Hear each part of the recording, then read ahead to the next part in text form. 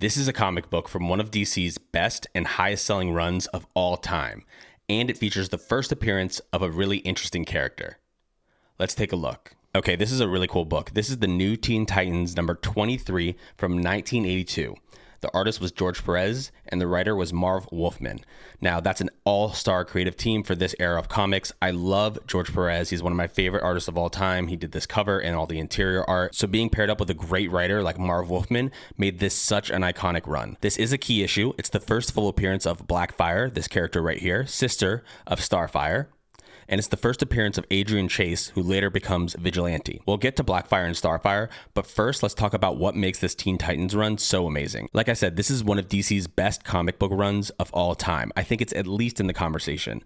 Let me know in the comments if you agree. This is not the original Teen Titans, but this is the Teen Titans that everybody knows. You've got Starfire, Donna Troy, Wally West Flash, Dick Grayson Robin, Cyborg, Raven, and Beast Boy. The run itself went on for a long time, and this was the main competitor to Marvel's Uncanny X-Men during the time when that was coming out and that was at its peak. I do have the omnibuses that make up this entire run.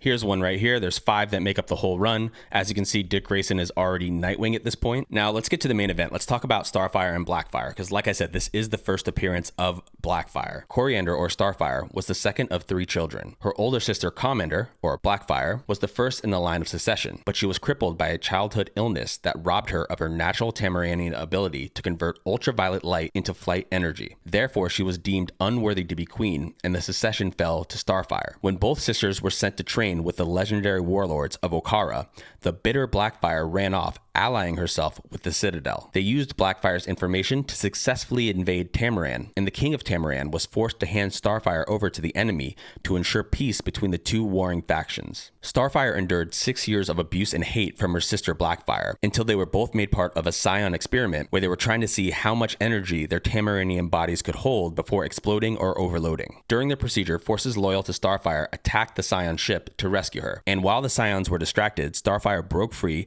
using her new ability that she gained from the experiment called Starbolts, which were destructive blasts of solar energy. Against her better judgment, and even after everything Blackfire had done to her over the last 6 years, Starfire freed Blackfire, who then turned on Starfire using her own more powerful Starbolts and had her restrained. Starfire would escape this captivity and eventually find her way to Earth, which is where she would finally meet the Teen Titans. Blackfire is such an evil character. The things she does to her sister Starfire just out of jealousy are so horrible, and I think this is a very interesting origin for these 2 characters. It's one of DC's best runs of all time. Like I said, let me know in the comments if you agree. I love this Teen Titans lineup. This is an absolutely beautiful book, and I'm just super happy to have it in my collection.